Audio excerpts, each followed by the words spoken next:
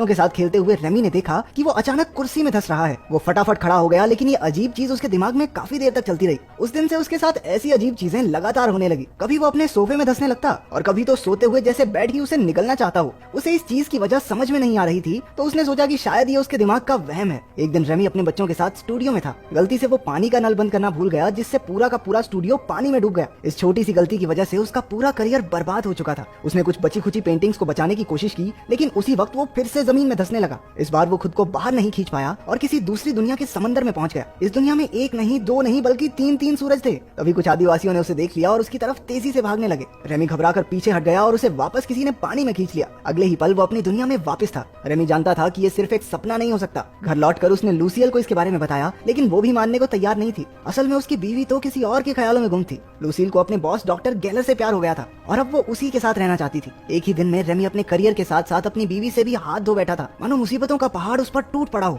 Ramie ने फिर भी उससे शांति से बात करके प्रॉब्लम सॉल्व करने की कोशिश की, लेकिन लूसील तो डॉक्टर गेलर को उससे मिलाने के लिए घर ही ले आई थी। ये सब क्या चल रहा है? आशिक को पति से मिलाने घर ले आई? डर नहीं लगता इस औरत को? रेमी ने बिना कुछ कहे उन्हें अपनी मर्जी करने दी। उसने हताश होकर कहा कि वो कुछ ही दिनों में घर छोड़कर चला जाएगा। इसके बाद वो अपने परिवार के पास मदद मांगने पहुंचा। उन्होंने भी कुछ देर उसकी बात सुनी, लेकिन किसी ने ज्यादा ध्यान नहीं दिया। निराश होकर रेमी कॉफी बनाने के लिए रसोई में चला गया। एक बार फिर से अजीबोगरीब चीजें होने लगी। घर की बिल्ली अचानक हवा में ही जम गई। रेमी ने उसे पकड़कर इधर उधर घुमाया, लेकिन वो तो जैसे खिलौना बन गई थी। उसने अपने परिवार को आवाज लगाई, लेकिन उसे एहसास हुआ कि उसके आसपास की सारी चीजें थम सी गई हैं। समय एक ही जगह पर रुक चुका था। जमीन भी धीरे धीरे लिक्विड बनने लगी और रेमी एक बार फिर से उसमें धंसता जा रहा था। आंख खुली तो उसने देखा कि वो जंगल के बीचों बीच था। उसने आगे चलकर देखा कि कुछ आदिवासी एक जानवर को मारकर पका रहे थे। उसने उनसे मदद मांगी, लेकिन वो रेमी को ही अपना खाना बनाने के लिए उसके पीछे भागने लगे। रेमी भी अपनी जान बचाने के लिए ट्रेन की स्पीड से भागा। कुछ ही देर में वो एक गांव में पहुंचा और एक गुफा में जाकर छिप गया। तभी एक जोरदार शक्ति ने उसे वापस खींच लिया और वो धड़ाम से अपने घर में जाकर गिरा।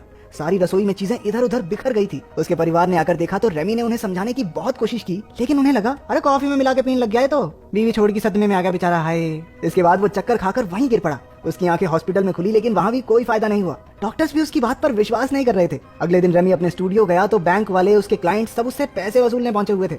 अचानक से उन सब ने बोलना हिलना बंद कर दिया। इससे पहले कि रेमी को कुछ समझ आता, वो फिर से जमीन में धंसना शुरू हो गया। उसने खुद को रोकने की काफी कोशिश की, लेकिन वो तीसरी बार दूसरी दुनिया में पहुंच ही गया। वो एक पेड़ पर एक टोकरी में बैठा था और सभी आदिवासी उसकी तरफ खुशी से देख रहे थे। ऐसा लग रहा था मानो वो सब उसी का इंतजार कर रहे हों। इशारों इशारों में उसे समझ आया कि वो सब उसे उड़ता हुआ देखना चाहते थे। 50 रुपए दिए, जब तक ये उड़ेगा नहीं मैं घर नहीं जाऊंगा। रेमी ने भी जोश में आकर उड़ने की कोशिश की, लेकिन मुंह के बल गिरा। उन्होंने जबरदस्ती उसे एक हरे रंग का जादुई फल खिला दिया, जिससे अचानक वो एक दूसरे की बातें आराम से समझने लगे। फिर कबीले के सरदार ने उन्हें समझाया कि वो आखिर उनकी दुनिया तक पहुंचा कैसे। असल में सभी आदिवासी जोटैन नाम के एक भयानक राक्षस से परेशान थे। वो किसी को भी उठाता और मारकर खा जाता था। कबीले के विद्वानों ने पता लगाया कि उनकी एक पुरानी किताब के हिसाब से दूसरी दुनिया का एक आदमी ही उन्हें राक्षस से बचा सकता है। इसलिए वो तंत्र मंत्र से उस हीरो को अपनी दुनिया में लाने की कोशिश में लगे थे। रेमी के साथ वो अजीबोगरीब घटनाएं भी इसलिए हो रही थी क्योंकि वो ही उस कबीले का रक्षक है। लेकिन जो आदमी अपनी बीवी के आशिक को नहीं पीट पाया, वो राक्षस को क्या मारेगा? उसने कबीले की मदद करने से साफ इनकार कर दिया। लेकिन आदिवासियों ने उसका मन बनाने के लिए उसे एक चट्टान से उल्टा लटका दिया। फिर उसे एक गुफा में रखा गया, जहाँ बैठकर उसे राक्षस से लड़ने का प्लान सोचना था। भूख लगने के कारण रेमी ने जैसे ही वहाँ रखा एक तरबूज उठाया, वो वापस अपनी दुनिया में पहुंच गया। इस बार उसने लोगों को अपनी कहानी बताई ही नहीं।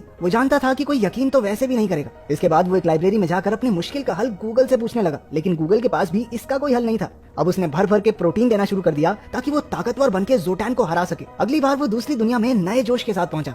कबीले वालों ने उसे एक तलवार दी और जोटैन से बचने की तरकीब के बारे में पूछा। उसने सभी आदिवासियों को एक नए गांव में बसने को कहा और रास्ते में उनकी सुरक्षा करने का वादा किया। उनकी मान्यता थी कि जो भी गांव की सरहद के बाहर कदम रखेगा, उस पर आसमान से बिजली गिर जाएगी। रेमी ने सबसे पहले सरहद पार करके दिखाई कि कुछ नहीं होगा, और देखते ही देखते उसके पीछे सारा गाँव चलने लगा। अब सबको यकीन हो गया था कि रेमी ही उनका हीरो है। कुछ घंटों बाद जोटैन के 2 आदमियों ने उनका रास्ता रोक लिया। उन्होंने सबको गाँव लौट जाने को कहा, लेकिन रेमी ने उनका बहादुरी से मुकाबला किया और तुक्के से एक को तो मार भी दिया।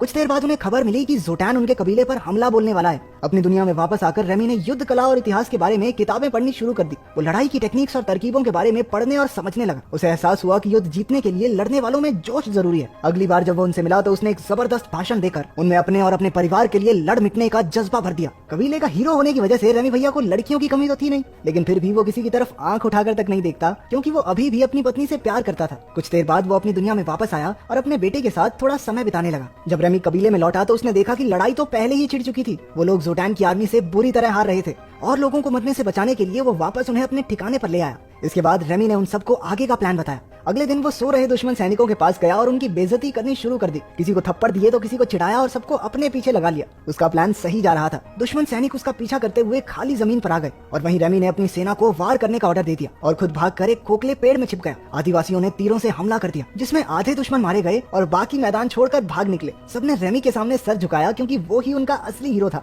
युद्ध के बाद वो सब एक नई जमीन पर बस गए। रेमी अब उनका राजा बन चुका था। अपनी मॉडर्न नॉलेज से उसने गांव में काफी नई नई चीजें बनवाई। धीरे धीरे उन्होंने बहुत तरक्की कर ली। वहाँ रेमी को एक भगवान की तरह पूजा जाता और वो हर समय लड़कियों से घिरा रहता। वहाँ रहकर उसने एक मोनालिसा जैसी पेंटिंग भी बना दी। देखते ही देखते 6 महीने बीत गए और इतने समय से राजा रहने के बाद रेमी थोड़ा बदल चुका था। पहले वो लुसील के बॉयफ्रेंड गैलर से डरता था, लेकिन अब तो उसे देखकर गैलर के पसीने छूट जाते थे। एक दिन उन दोनों में हाथापाई भी हो गई और उसे पीट कर रेमी को बहुत शांति मिली। वक्त के साथ साथ रेमी की सफलता उसके सर पर चढ़ गई थी। वो अपने लोगों के साथ गुलामों जैसा बर्ताव करने लगा। लोगों ने कुछ महीनों तक तो चुपचाप उसके ऑर्डर्स माने, लेकिन बाद में उन्होंने उसके खिलाफ बोलना शुरू कर दिया। जब रेमी को इसकी भनक लगी तो उसने लोगों से बात करने की कोशिश की। उन्होंने कहा कि वो उनसे काम ज्यादा करवाता है और पैसे बहुत कम मिलते हैं। अब उन्हें आलीशान महलों की नहीं बल्कि लोगों की जिंदगी सुधारने की जरूरत है। रेमी ने उनसे समझौता करने की कोशिश भी की, लेकिन कोई फायदा नहीं हुआ। अब पानी उनके सर से ऊपर जा चुका था। विरोधियों ने उसे बंदी बनाकर गांव से बाहर फेंक दिया। इस घटना के बाद उसने अपना सबक सीख लिया था। अपनी दुनिया में वापस आकर रेमी ने एक दोस्त से मदद मांगी ताकि वो फिर से अपना स्टूडियो शुरू कर सके। उसने घमंड को अपनी जिंदगी से बिल्कुल निकाल फेंका।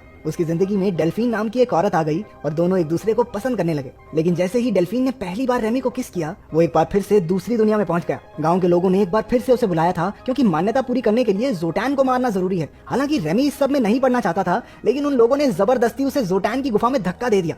लड़ाई के दौरान ऐसा लगने लगा कि अब तो रेमी की खैर नहीं। उसने भाला उठाकर यूं ही कहीं भी फेंक दिया और वो सीधा जाकर जोटैन की छाती में लगा। राक्षस को मरा हुआ देखकर सभी खुशी से झूम उठे और आखिरी रस्म की तैयारी शुरू हो गई। असल में आखिरी रस्म ये है कि उन्हें रेमी को मारकर खाना होगा। जैसे ही रेमी को पता चला, वो जान बचाकर जंगल की तरफ भागा। लेकिन जिस बुढ़े ने उसे तंत्र मंत्र से इस दुनिया में खींचा था, उसने एक तिलस्मी चीज को आग में फेंक दिया, जिसके बर्बाद होते ही रेमी कभी अपनी दुनिया में लौट नहीं पाएगा। वो जल्द ही पकड़ा गया और मरने ही वाला था, लेकिन भीड़ में मौजूद कुछ लोगों ने उस जलती हुई तिलस्मी चीज को उठाकर पानी में फेंक दिया। इसी वजह से वो वापस अपने परिवार के पास अस्पताल में पहुंच गया।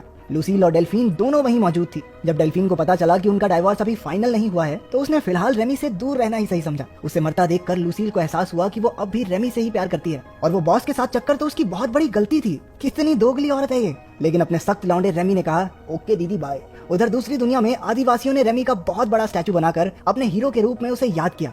आखिर में हम देखते हैं कि लुसील और रेमी एक बीच पर अपने बच्चों के साथ थे। उन्होंने एक बार फिर से एक नई जिंदगी